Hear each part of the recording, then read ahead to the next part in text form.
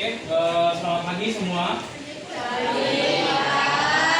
Ya, di sini kita hari ini mau belajar tentang kipas, yaitu bagian tubuh pada tumbuhan. Ya, sebelum kita mulai, ya, mungkin ketua kelasnya boleh maju ke depan untuk memimpin doa pada hari ini sebelum kita memulai pelajaran kita.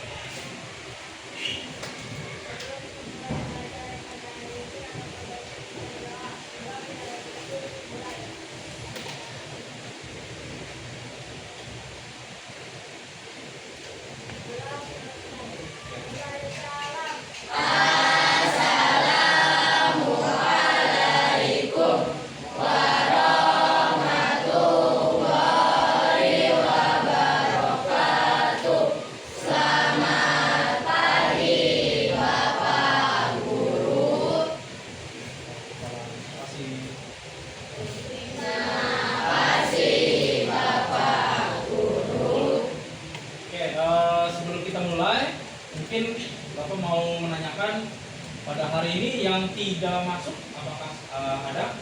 Ada. Oke, baik, berarti masuk semua ya, nihil ya. Oke, mungkin untuk mengawali pagi ini, pembelajaran kita hari ini, kita mau sedikit ice breaking dulu ya. Kita akan tepuk semangat, para tahu semua kan ya? Oke, kita bisa mulai dari sekarang. 1, 2, 3. Tepuk semangat. Semangat. Oke, terima kasih. Oke.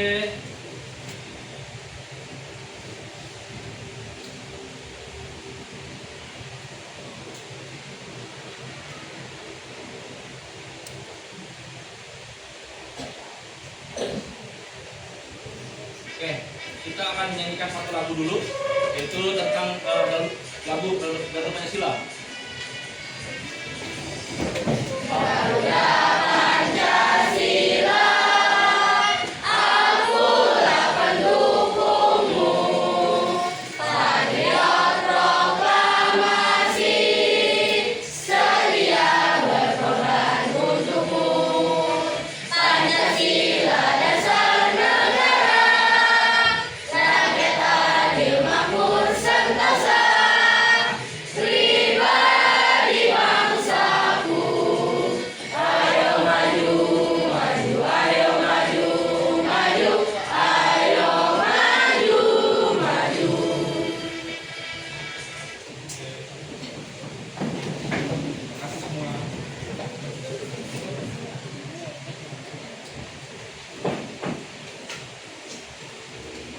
Nah, jadi tujuan pembelajaran kita pada hari ini yaitu adalah kita dapat mengidentifikasi ya bagian-bagian tubuh daripada tumbuhan, dan kita dapat memahami fungsi dari setiap masing-masing bagian tubuh tumbuhan dan mengaitkan fungsi bagian tubuh dengan kebutuhan tumbuhan untuk dapat tumbuh ya, dan mempertahankan diri, lalu yang terakhir untuk berkembang biak.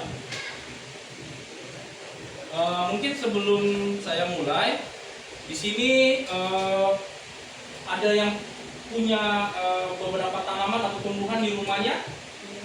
Punya ya, pasti ada ya, pasti ada, maupun itu di pinggir jalan atau mungkin kalian menanamnya di dalam pot ya, atau menanam di depan rumah, atau tumbuhan yang tumbuh liar di sekitar lingkungan rumah kita.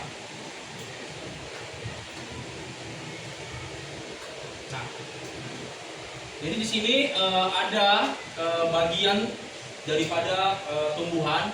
Yang pertama itu ada daun ya, yang kedua ada batang, ketiga ada bunga, lalu ada buah, dan yang terakhir ada akar.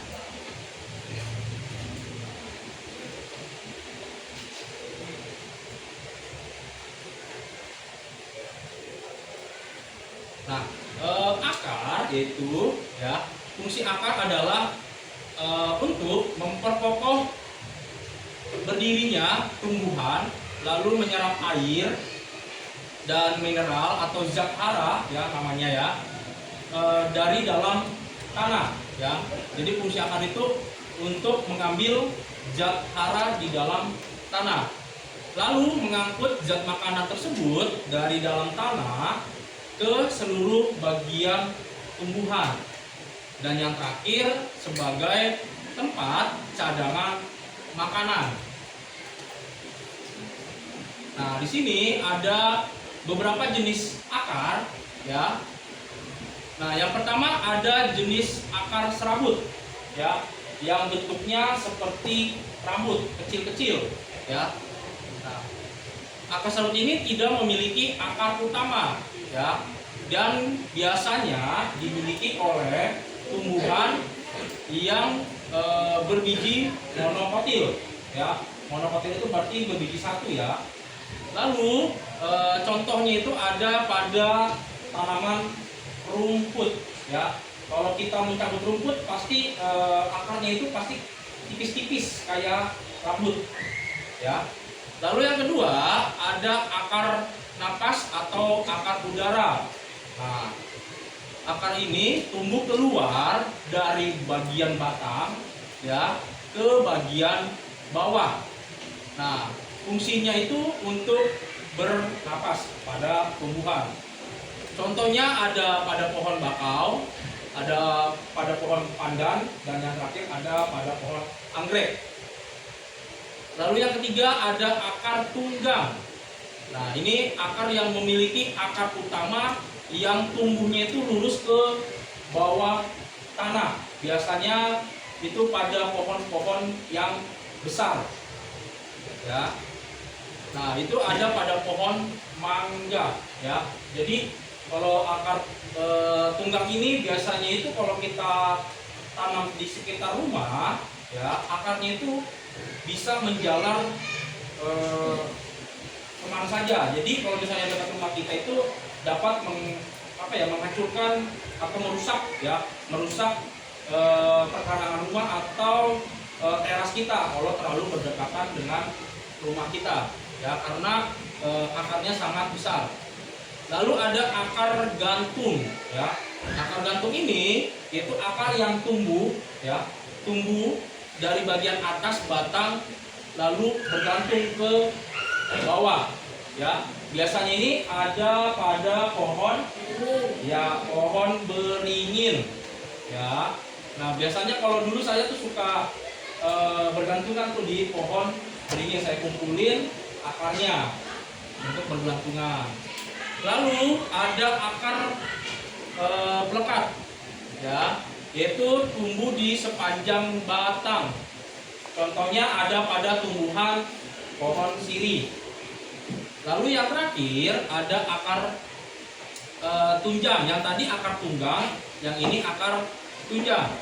Akar tunjang ini dia fungsinya itu untuk menunjang atau memperkokoh berdirinya tumbuhan. Nah, ini ada juga pada pohon bakau ya. Jadi bakau itu ada akar tunjang, ada akar napasnya ya. Nah, yang kedua ada batang. Nah, batang ini adalah bagian tumbuhan yang terletak di atas tanah ya, terletak di atas tanah. Jadi batang ini sebagai penghubung antara akar ya dengan daun ya, dan fungsinya itu sangat penting bagi tumbuhan ya. Jadi batang ini tuh sebagai tempat ya letak tumbuhnya, yaitu daun, bunga, dan buah. Kalau tidak ada batang berarti tanaman tidak akan dapat berdiri kokoh ya.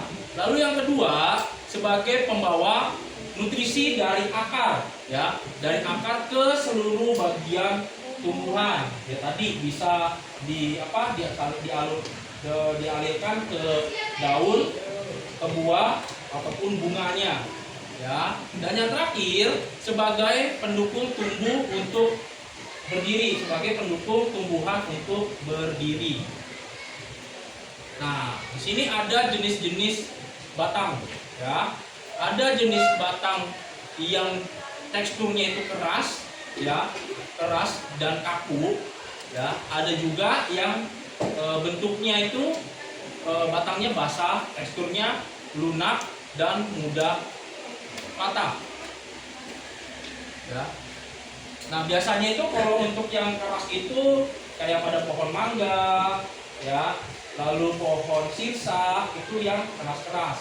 Tapi kalau yang bentuknya teksturnya lunak itu mungkin pada tanaman atau pohon seperti toge, ya, itu yang lunak.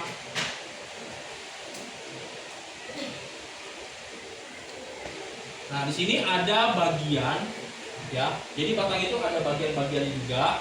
Yang pertama ada pembuluh tapis. Yang kedua ada pembuluh kayu, ya. Lalu ada kambium, dan yang terakhir ada paling luar, yaitu adalah kulit, ya, bagian dari luar sebuah batang.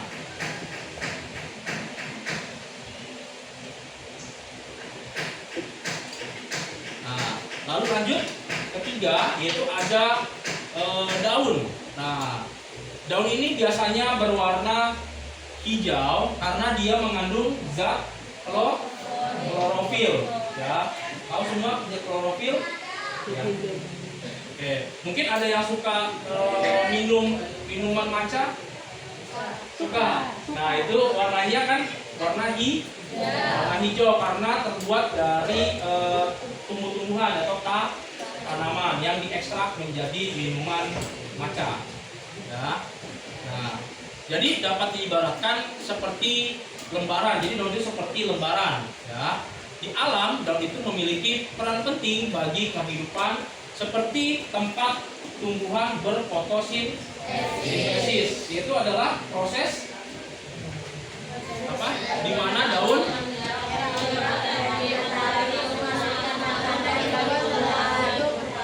selain itu juga daun itu berperan sebagai pertukaran gas karbon dioksida dan oksigen. Jadi pada siang hari tumbuhan itu menyerap gas karbon dioksida dan melepaskan oksigen. Tapi pada malam hari sebaliknya, ya, dia menyerap oksigen dan melepaskan karbon dioksida. Makanya kalau punya tanaman biasanya kalau disimpan di rumah malam hari akan dikeluarkan karena pada malam hari dia akan melepaskan karbon dioksida.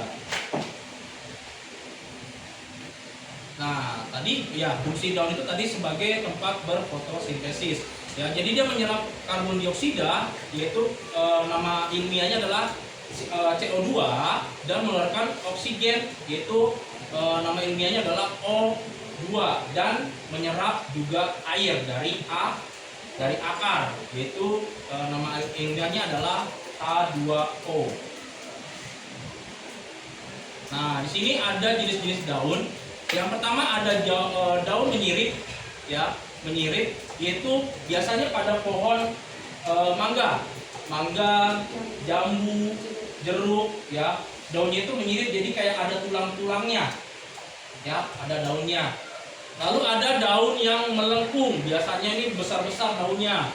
Ada pada pohon sirih, ada pada pohon pisang, ada juga pada pohon alas, ya.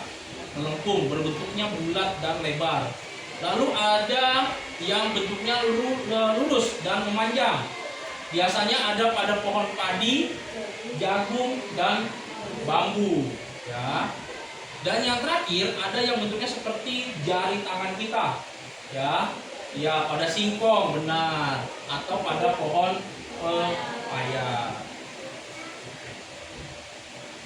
Nah, di sini ada lapisan pada daun. Jadi lapisan klorofil itu ada di bagian terdalam pada bagian daun, ya. Lalu ada lapisan epidermis yang bagian atas, lalu ada bagian sel epidermis bawah, ya, agak sedikit ke dalam. Lalu ada bunga karang, dan yang terakhir ada sel tiang. Oke, lanjut lagi yang keempat, yaitu adalah bunga, ya. Bunga ini memiliki peran sebagai alat reproduksi bagi tumbuhan, ya. Lalu bunga ini juga memiliki bentuk yang indah dan warna yang memikat untuk memikat serangga-serangga untuk hinggap di daun mereka untuk membantu mereka dalam hal penyerbukan, ya. Jadi bunga ini memiliki peran penting di siklus kehidupan tumbuhan, ya. Kalau nggak ada bunga, berarti si tumbuhan itu tidak dapat berkembang biak atau tidak dapat menyebarkan serbuk-serbuknya di sekitar mereka, ya. Nah, di sini ada bagian-bagian bunga, ya. Ada bagian putik, ada bagian benang sari. Putik ini sebagai alat kelamin betina, lalu ada benang sari sebagai alat kelamin jantan, ya. Nah, biasanya kalau serangga itu hinggapnya di benang sarinya, maka nanti sari-sari yang di benang sari itu akan berjatuhan dan mengenai si putik, maka akan terjadi reproduksi di dalamnya. Lalu ada kelopak bunga, ya, sebagai pelindung mahkota bunga, putik dan benang sari pada saat bunga itu masih kuncup, belum mekar. Lalu ada mahkota bunga, dan yang terakhir ada tangkai bunga. Nah, yang terakhir ada bagian buah, ya. Nah, di sini buah itu mungkin yang paling banyak sekali dimanfaatkan oleh manusia, ya. Contohnya mungkin di sini ada yang suka makan buah pisang atau makan buah apel, anggur, ya, sering makan mungkin salak, ya, atau jeruk. Nah, itu. Jadi buah yang kita makan itu merupakan hasil penyerbukan dari si bunga tadi, ya. Jadi ketika terjadi penyerbukan, si bunga ini akan menghasilkan buah, ya. Tapi tidak semua buah itu dapat dikonsumsi, ya. Ada beberapa yang tidak dapat dikonsumsi. Mungkin itu karena yang pertama mungkin karena beracun, atau yang kedua rasanya tidak enak, ya. Lalu buah juga memiliki manfaat untuk tumbuhan, yaitu sebagai tempat cadangan makanan bagi tumbuhan, ya. Dan yang terakhir sebagai pelindung biji yang ada di dalam si buah tadi.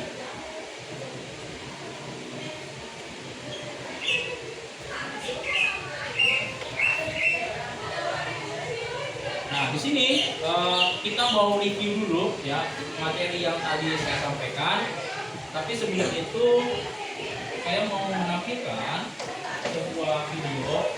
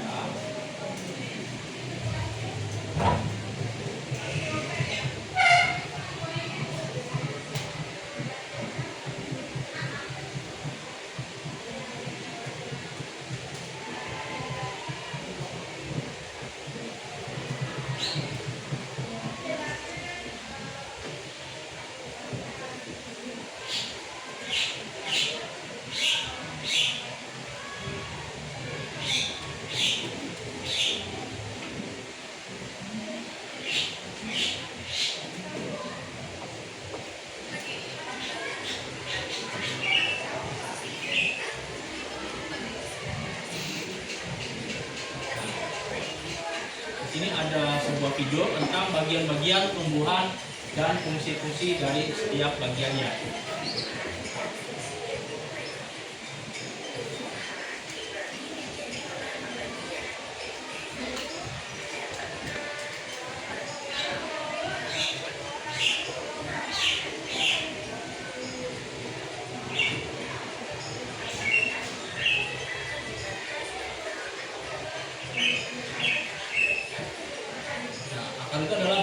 tumbuhan yang paling bawah ya, berada di dalam tanah.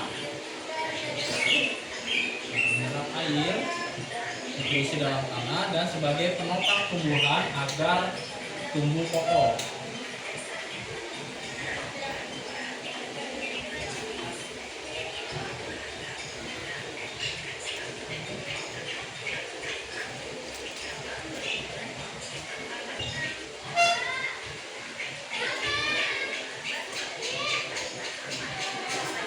Batang itu adalah bagian tumbuhan yang tumbuh di atas tanah.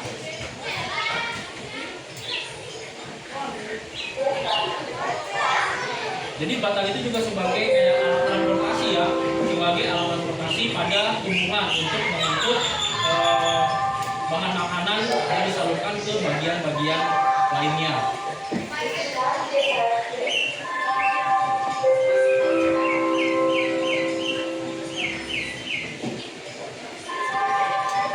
Daun itu tempat berfotosintesis. Jadi ibaratnya daun itu sebagai kokinya atau dapurnya si tumbuhan untuk memproduksi makanan.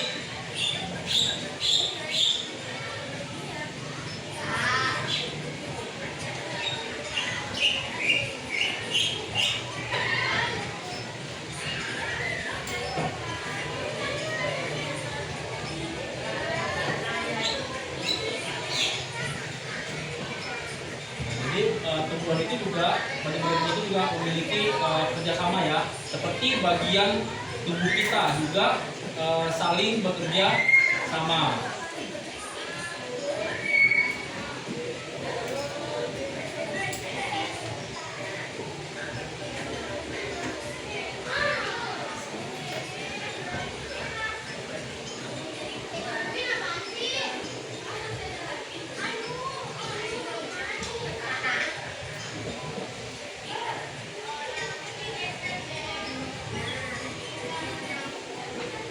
Ya, jadi itu video singkat tentang bagian-bagian tumbuhan.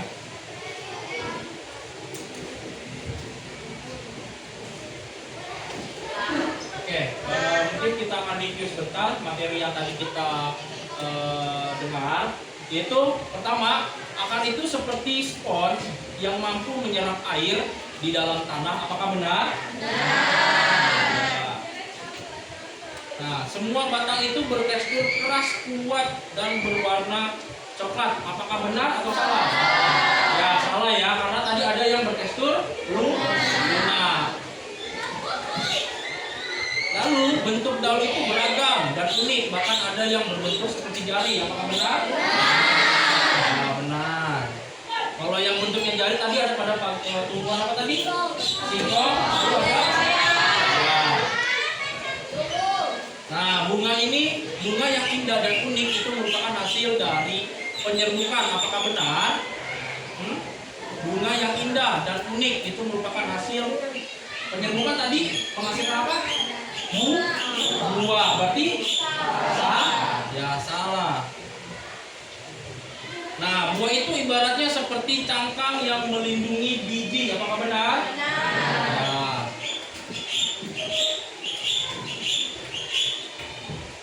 Nah, mungkin di sini saya ada beberapa soal ya yang bisa dikerjakan. Kita kelompok. Nanti tulis nama kelompoknya ya.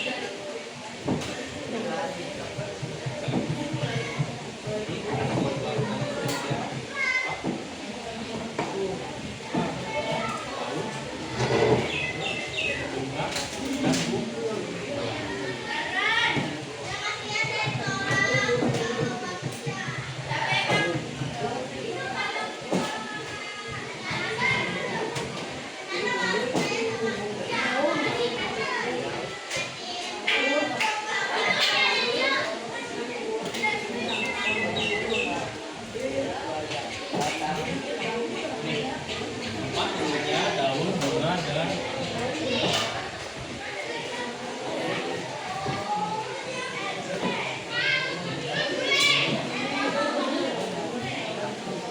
daunnya ya.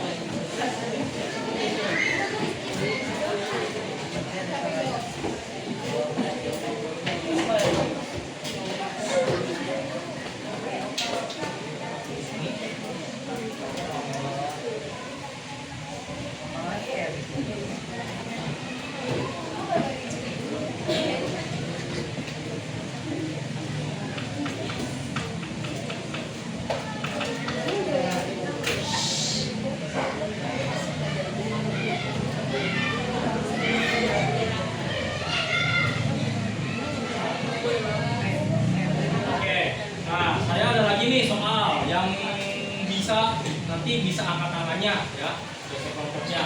Yang pertama, fungsi akar bagi tumbuhan yaitu jalan dulu. Dan makanan dari jalan tanah. Ya benar ya. Oke ya. Ini yang kedua. Ya. Akar, ayo. Ayo bisa jawab. Yang kedua. Ya. Fungsi akar. Ya. Mana ya? Akar gantung. Ya, akar kan? Akar gantung pada pohon benih. Yang nomor 3. Ya, silakan. Yang mana? Ya, mahkota bunga yang memiliki bentuk dan warna yang berbeda-beda atau menarik. Ya. ada. Lagi, ayo.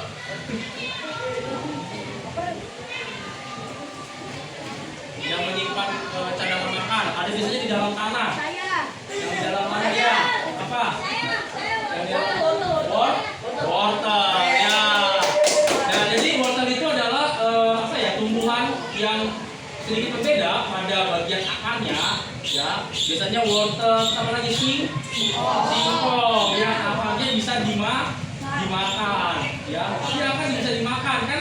Akar singkong itu sebagai tempat penyimpanan makanan. Berbeda dengan tumbuhan lain. Kalau tumbuhan itu menyimpan makanannya pada bagian buahnya. Jadi ibaratnya kalau singkong itu buahnya itu ada di dalam tanah, yaitu pada pohon umbi-umbian. Nomor 5 yang terakhir, ada yang mau jawab? Bagian batang yang berfungsi untuk bernapas dan jaga. Ya. Batang. Biu ya. Bagian batang. Oke.